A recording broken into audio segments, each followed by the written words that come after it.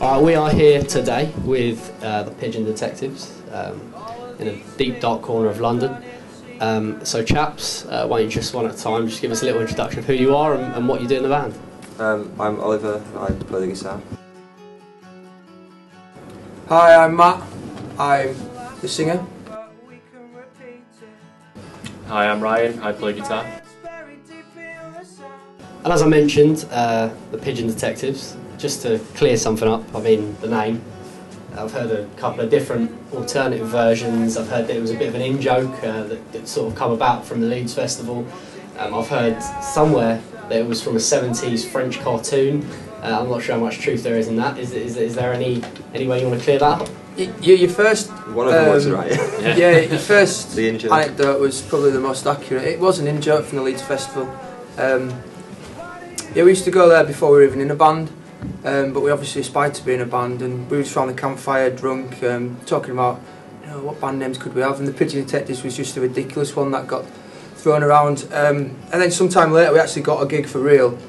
We didn't have a band name, so we just kind of cast our memories back to the Leeds Festival and thought, oh well, we'll have Pigeon Detectives, you know, we can always change it. And that went up on the posters, and then we gained quite a bit of momentum fairly quickly, so we were stuck with the name, we had to keep it. And obviously you're musicians, but like you mentioned, the Leeds Festival... I'm not a musician. I'd just like to clear that for the record. Like you mentioned before, you visited the Leeds Festival regularly before you made it as a band. So obviously you're music fans as well. What's the most insane or the most intense gig that you've ever visited? As a punter, I lost a shoe in a Prodigy mosh pit. That one, absolutely my pants. That one probably is actually for me. They walked on, and I don't know any of the names. You know, the kind of black guy who's like the singer. He just said, "I want to see everyone move forward right now." And he was like, "No, he didn't say that." And then literally like about 20,000 people behind us just moved that way. So we moved, like your feet just left the ground, and you just moved like literally about 30 feet, 40 feet forward in about 3 seconds. We were like, "Yeah, I'm probably going to get out of this now. I'm going to die." It was pretty intense. I enjoyed. I once went to see Ash. That was at a festival, and they have that song, and it was like, "I still love you, the girl from." I was just like minding my own business, and just went Mars. About 5 bodies hit me on the back of the head. There was in my face, and just clothes got ripped. And that was just Ollie on his own. Yeah, that was just all next to me going mental because he's a really big Ash fan. And like you mentioned, you are lads from Leeds, still very down to earth. You know, you're good Yorkshiremen. We've not lost you yet. We've not lost you to the States yet. You're still with the same label you started with. Would you ever consider leaving permanently?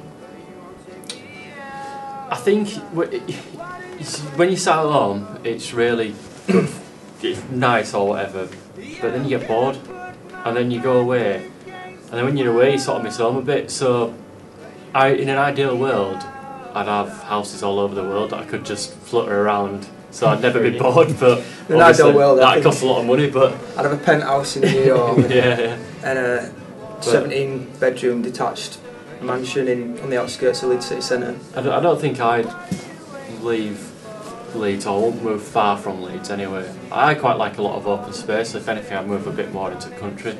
Just like outside of Leeds, you can go towards Yorkshire Dales, and there's all sorts of nothingness. I went back to New York after recording the album. We had 2 months out there recording, then we came home for a month. Then I went back for a month and just chilled out. I think there's something about the city which, you know, even if you're not doing anything, just being in New York, feeling like you're in New York, it's cool. Of course, if you did make the switch, you know, to the other side, you'd have to leave behind your beloved Leeds United. As I understand, you're very keen followers of. There's a big fan base that you met in New York there. Yeah, when I was out in New York the second time, I met up with the New York Whites. Top group of lads. It's just basically 30 people from Leeds that are now all living in New York, and they meet in a pub and watch the Leeds games. They've got a huge flag. They've all got their own T-shirts made. So I got a T-shirt. I brought all the lads in New York Whites T-shirt back. It was brilliant. But then you've got kind of Arsenal have got the same, Man United have got the same, Newcastle have got the same. So you'd meet in this bar and there was just groups of, you know, groups of English people with all the... You'd think so, but actually, because you're in America, everyone has kind of a common... At least for like football. Yeah, a common love of football rather than a hatred of each other's team. It was funny, all the animosity that you would probably get over here turned into friendly banter. You watched Leeds Arsenal FA Cup game, didn't you? Leeds Arsenal FA Cup game. I watched it with Jermaine Beckford's auntie. Yeah. She was loving it. Obviously, Leeds fortunes this season. You're doing okay. Mixed fortunes. Mixed fortunes. Yeah. We can score 10 and let in 9, or score 5 and let in 6. You just don't know what's going to happen with Leeds at the minute. Hopefully we'll stick in the top 6. It's like one week we will look like we potentially can go for, probably not first because QPR are running away, but go for second place. But then the following week we're sort of like really poor, we're sort of inconsistent. However, you know, we've just come up from League One, so to be in the top 6 is a massive achievement anyway. I think a lot of people expected us to be sat mid-table to potentially, you know, anywhere around that area, I guess. You get greedy though, don't you? Yeah. If you'd have asked us at the start of the season, survival was the main aim, then kind of 10 games in you're like, oh, we could finish mid-table here and it looks reasonable, and then towards the back end of the season you've got a taste for the Premier League and you're like, well, anything less than promotion is a disappointment. But that's football fans. You always think you're bigger and better than you are. Do you ever get to play much yourselves? For Leeds United, Not they've had a shortage of late of decent midfielders, but I've not had the call from Grayson yet, so I keep checking my phone to see if it's on, and it is. Is that what you see yourself as, a sort of anchor man, a midfield, a tough tackling midfielder? I'm just going to sit between midfield, protect my defence, yeah, kick everybody about. I've got a good engine on me, so lots of running. We've seen plenty of aggression on stage, so why not transmit that onto the pitch? Transfer that to the football pitch, give people a bit of a kick. Ryan's just had an operation, football related, haven't you, Ryan? Your career's over. My career's ended. Career ending operation. I tore my cruciate ligament playing, and I had to have surgery on my knee. Oh, I just got back to being able to walk. Do you ever hear foxes fighting on a night? That kind of squealy, crying, shouting noise they make? This is for Ryan on the football pitch. I've never heard anything like it. Yeah. I thought he twisted his ankle. Next thing he's having an operation. Does it make you think twice? Like now, when you see footballers on pitch like screaming, get up. Yeah. And then actually, no, it does actually that much. You were serious, though, weren't you? With no joke. Yeah, it really hurt. So, confession time. Who's the best and who's the worst in the band? Oh, at football. At football. We all occupy different positions. I mean, Jimmy's an egg-chasing rugby fan, so he's useless. And he's crap at football. Ollie smokes 40 a day, and last time I saw him in anything other than a pair of Converse, well, I can't remember, so... Get him at centre off. But he was such a good player when he was younger. Me and Ollie used to play in a team, and he was a winger, right quick. He used to be on... I'm still quick, I'm just quick over like 3 metres now. Like I say, I'm more of a put myself about, I like to get a tackle in. I was a centre half, always played centre half. And for years. Dave knows where the net is, and he finds it quite a lot. But he's such a whinging, annoying person to have on your team. He toe pokes as well, I don't like that. Yeah. I always just like, oh, he's toe. So yeah, there's no one's the best.